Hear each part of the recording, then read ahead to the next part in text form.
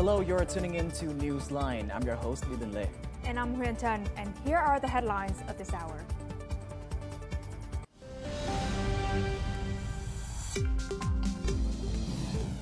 The launching ceremony for Vietnam Today kicks off at Ho Gươm Opera. Our reporter is on site for more details. And Resolution 71's comprehensive reform opens vital opportunities for Vietnam's education sector. And Gaza families left homeless after an Israeli airstrike.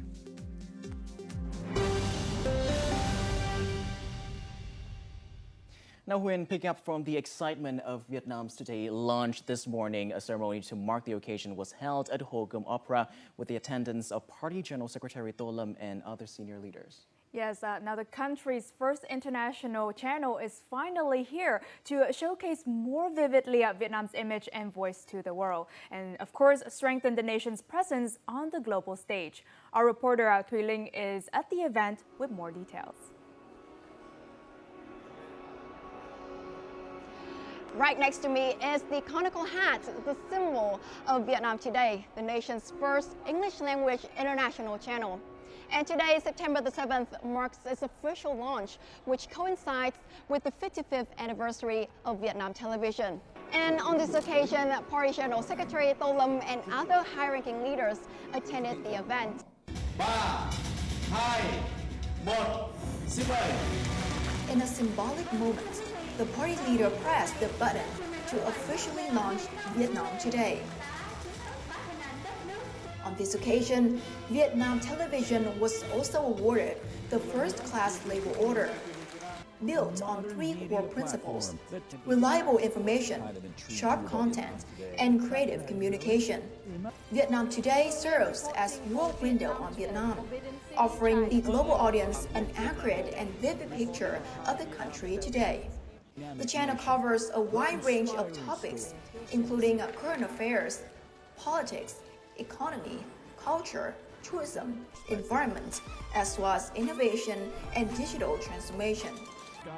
This expansion not only strengthens international cooperation and builds bridges between Vietnam and the global community, but also reinforces the country's standing and reputation on the global stage.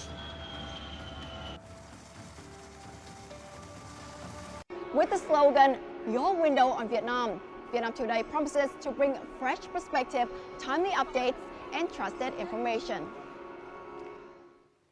Now, talking about the image Vietnam wants to show to the world, we have to mention the brightening socio-economic landscape amid global fluctuations. Yes, because the country's socio-economic performance has improved continuously since the beginning of the year, with results outperforming that of the same period last year. Now, this was announced at the government's regular monthly meeting chaired by Prime Minister Phạm Minh Chính on September the 6th. Now, Vietnam's macroeconomy has remained stable and inflation is under control. Industrial output rose 8.5%. Total trade reached nearly $600 billion, and state budget revenue exceeded nearly $70 billion. FDI hit more than $26 billion, the highest in 5 years, while disbursed FDI rose nearly 9%. The Prime Minister assigned senior officials to step up oversight of the banking sector and emphasized the importance of channeling capital into production and businesses. Now, switching over to foreign direct investment, or FDI, this capital flow into Vietnam has continued to show a strong momentum, reaching its highest level in 5 years. During the first 8 months of this year, disbursed FDI was estimated at $15.4 billion, up 8.8% year-on-year, the highest figure for the period in half a decade. The manufacturing and processing sector remained the main driver, accounting for 81.6% of total FDI. Singapore was the largest investor, followed by China, with Sweden ranking 3rd. Conversely, Vietnam's outbound investment surged to nearly 4 times the level recorded in the same period last year. And just from the facts and figures mentioned above, it's clear that Vietnam's economy continues to show resilience despite global uncertainties. Yes, that is right, Dylan. And the latest data from the General Statistics Office highlights positive signals across trade, investment, and consumer demand. So to help us better understand what these results mean for the country's economic trajectory, we're joined online by economic advisor Raymond Mallon. Mr. Mallon, thank you so much for connecting with us. Now, the August figures underline strong momentum in the first 8 months of this year. So how do these results reflect Vietnam's economic outlook amid global headwinds? Yeah, they're quite outstanding, surprising even figures. I mean, in the current international global environment, for the economic performance to be that good is quite outstanding.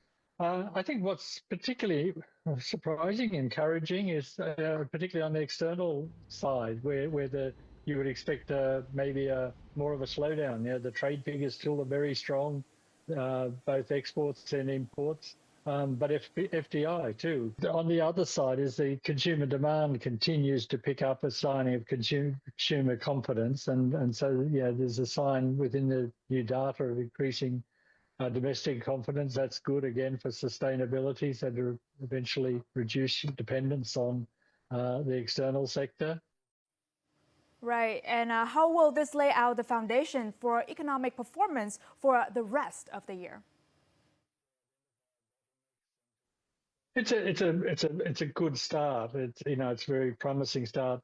The targets are still ambitious. They're still challenging, and there's going to be a whole on one side, on the government side, there's going to need to be continuing commitment for action to continue to search for, identify bottlenecks and to address those, while also continuing to improve the public investment and in human development, and particularly education, but also in terms of addressing some of the adverse impacts of growth in terms of environmental damage, of congestion. And then on top of that, you've got this continuing global uncertainty, which is, in a sense, partly or largely beyond Vietnam's control. But I think, up to this date, their diplomacy in handling it has been very good. Yes, thank you, Mr. Mallon, for connecting with us and sharing your thoughts. And I'm sure that the path ahead will be something that we have to watch very closely. Right, and Nguyen, riding that national growth momentum, I'm sure that every locality in Vietnam is feeling the push to not be left behind in this national progress. And so one particular locality that has picked up quite a pace is Da Nang City. With strong readiness and strategic planning, the city is ready to become an international financial center. From infrastructure to human resources, everything is being carried out decisively, laying a solid foundation for the future. After the recent administrative merger, Da Nang gained a unique dual infrastructure advantage. The deep water ports of Liên Chieu and Chu Lai, plus two international airports in Da Nang and Chu Lai. Together, they form a key logistic and financial gateway for the East-West Economic Corridor.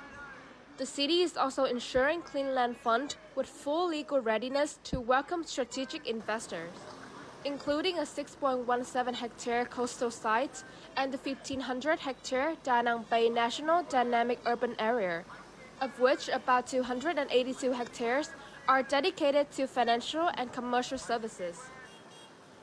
Da Nang has decided to immediately use a 22-story building in Software Park No. 2 as their first headquarters.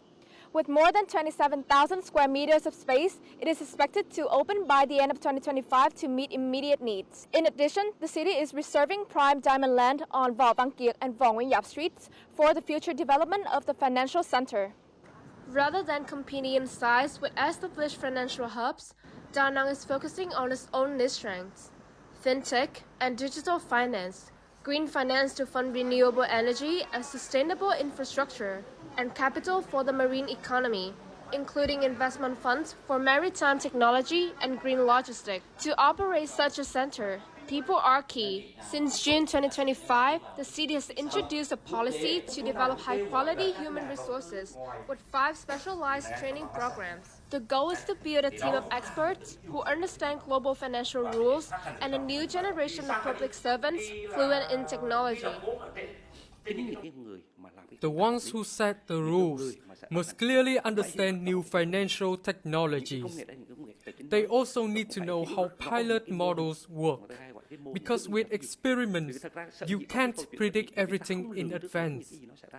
Managing such a model means learning by doing, and that requires leaders to truly understand the technology. Another key group is the professionals working directly at the financial center. These, I believe, must be extremely strong in their expertise and in foreign languages, since this will be a multicultural workplace.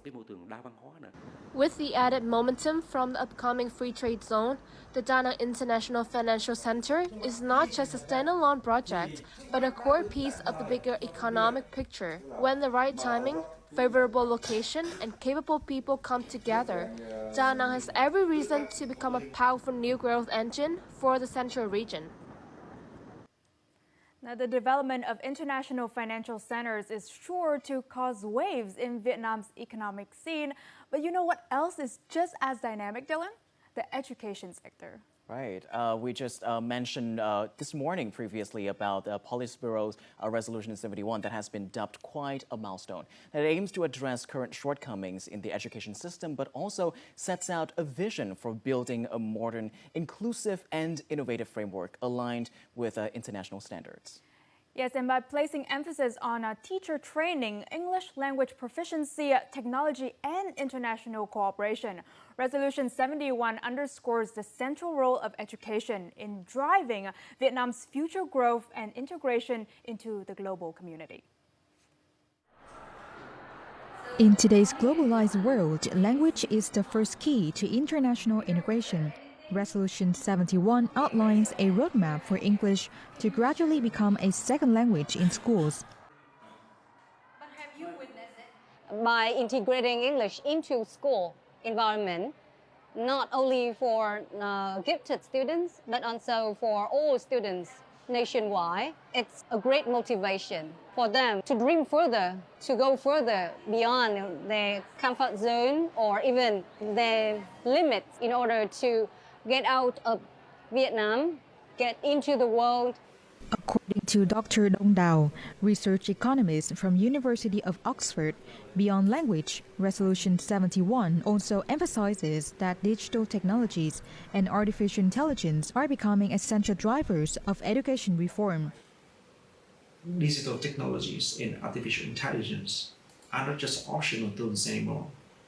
They are reshaping education globally. For Vietnam, this is not only important, in my opinion, but also mandatory, because it aligns directly with the Vietnam strategic aims for rapid development as the nation moves into a new era of growth. Other highlights are the adoption of a unified national textbook while promoting modern, active teaching methods. Students are encouraged to pursue self-study, creativity, independent thinking, and problem-solving, alongside reforms in testing and assessment to ensure an honest reflection of teaching and learning quality. The common use of the textbook means the minimum requirement for all children nationwide. But more than that, it's not only single students who get successful if they learn only from textbook. They learn from any learning resource they have. So that is very important. Resolution 71 sets the course for Vietnam's education reform from a unified textbook system to modern teaching methods, stronger language and digital skills. These changes aim to empower students with independent thinking and problem-solving abilities. With this foundation, Vietnam is preparing a new generation to integrate confidently into the global community.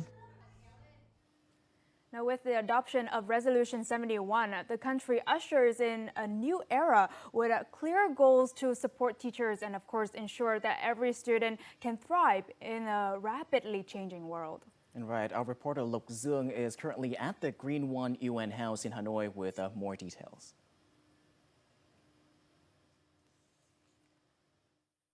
Thank you, Studio. I'm here with Mr. Jonathan Baker, UNESCO representative to Vietnam. He will share his perspective of Vietnam's sweeping educational reform and also the ongoing relationship between Vietnam and UNESCO in advancing education for all.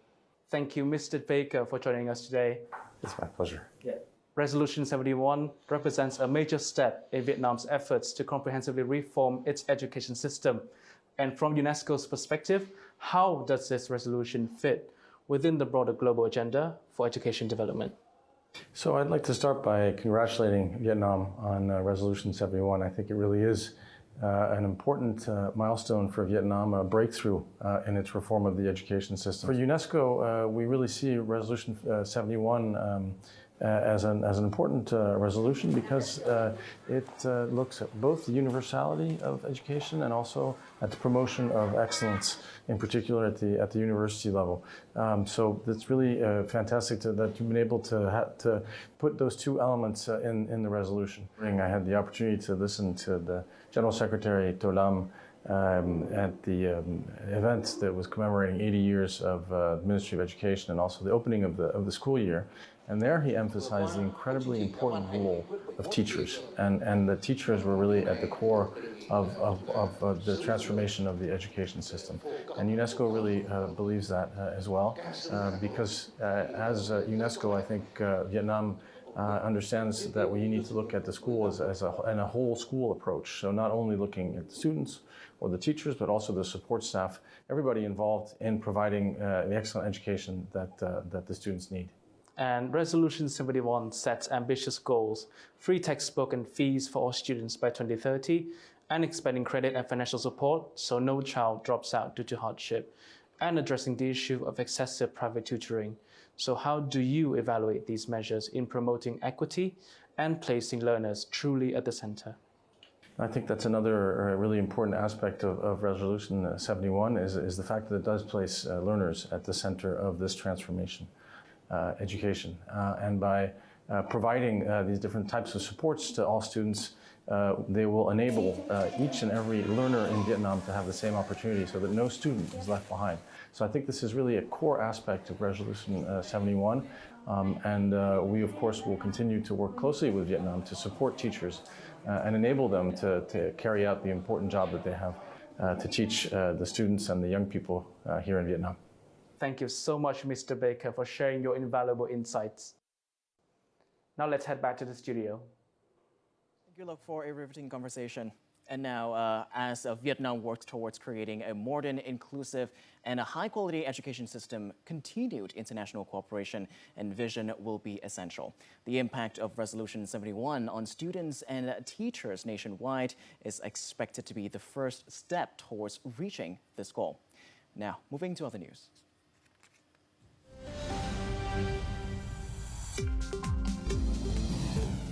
An Israeli airstrike has destroyed a Gaza high-rise, leaving many families homeless.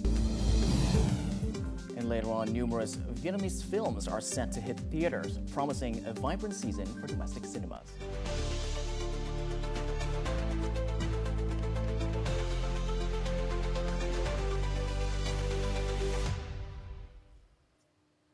Now shifting our focus abroad, Dylan, what key events are unfolding? Right, in just a few hours, a lot have been happening.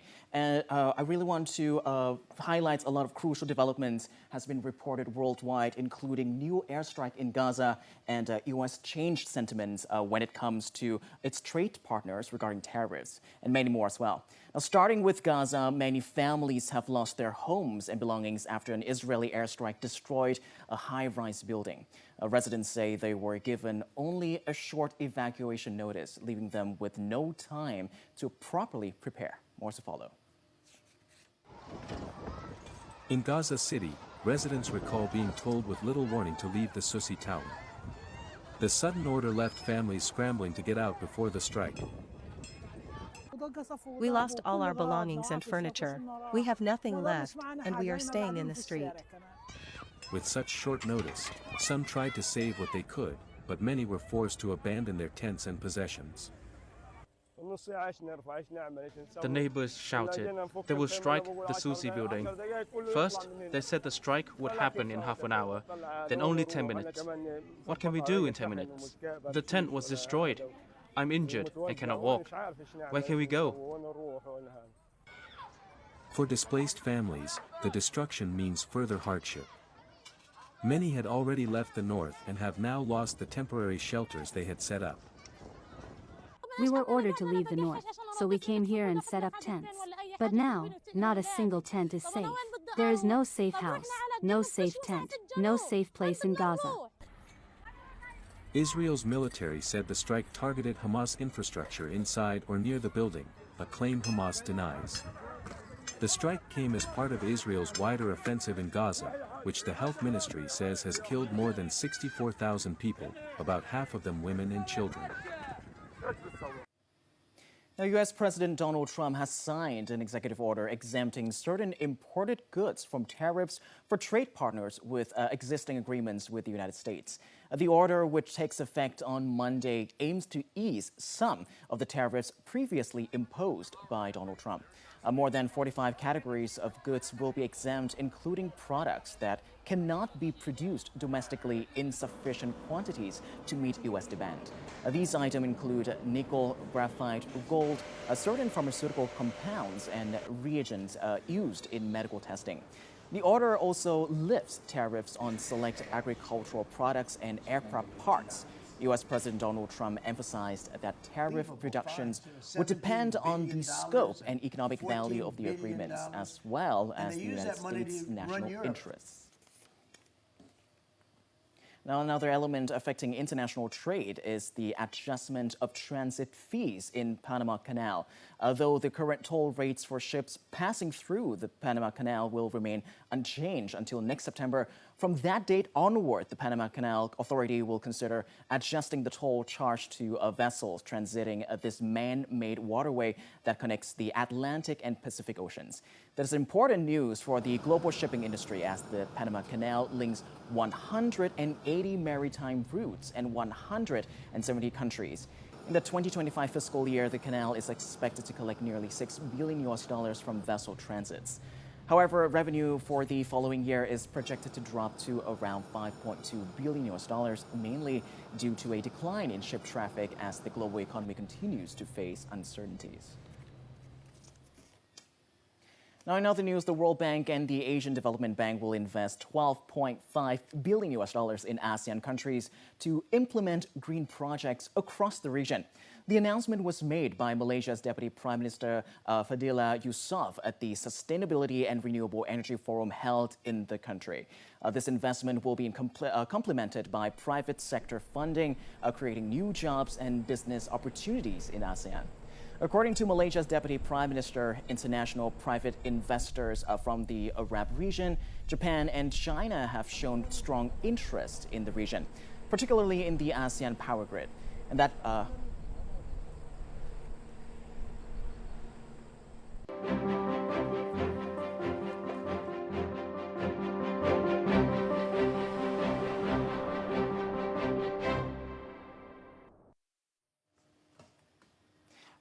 wraps up the World News segment.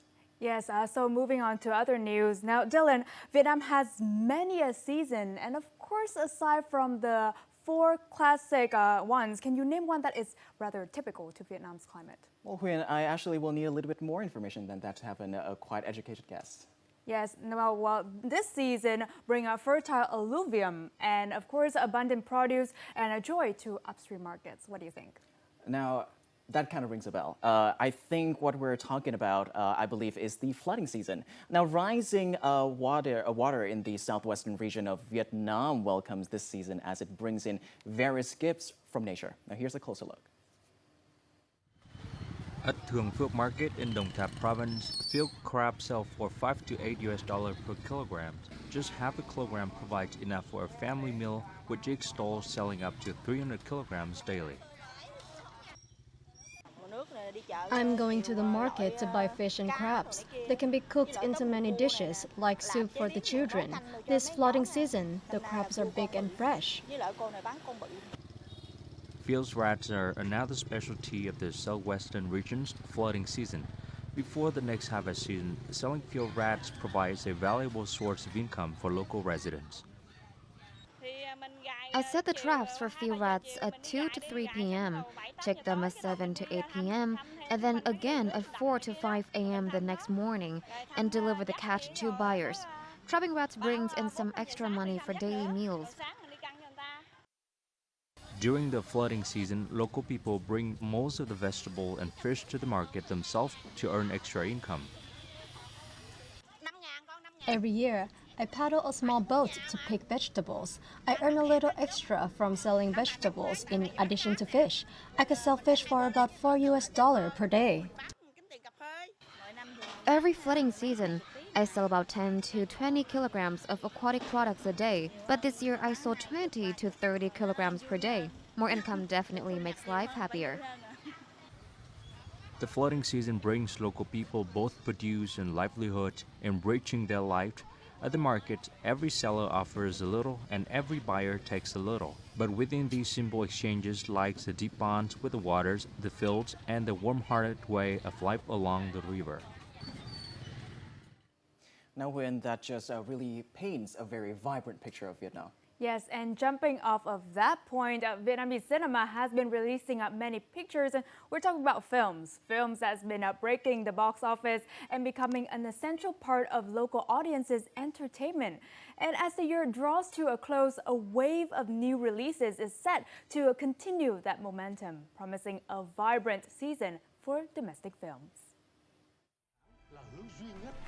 Starting with Red Rain, a war-themed film that's currently dominating the box office.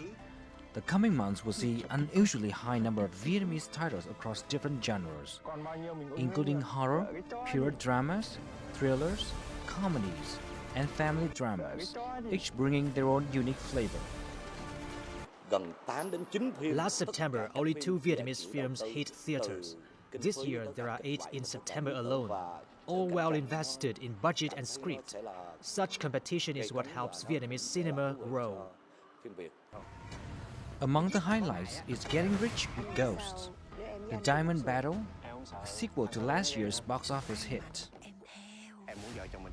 From the first film, we already mapped out a long-term storyline. If the first hadn't been successful, we would have stopped. But since it was, we moved forward right away. The sequel brings fresh twists, bigger action sequences, and underwater scenes, showing the team's serious investment. I don't want to repeat myself in different projects, so when I was cast as a character who was on the spectrum, I was surprised and felt a huge pressure to perform. This role is nothing like me in real life. I'm afraid of water, so I had to learn to swim. I also had to speak really loudly, and after the first day of shooting, I completely lost my voice. The increase in the number of films gives audiences more choices, while also pushing filmmakers to raise their game. As a commercial filmmaker, there's always box office pressure. I set myself 2 goals. First, don't let my colleagues say the film is bad. Second, make enough to break even. That's already a win. With both quality and quantity on the rise, Vietnamese cinema is heading towards a breakthrough season by year's end. And that is all the news we have this hour on Newsline. And we'll be back with more updates in the coming bulletins. Thank you so much for watching, and goodbye for now.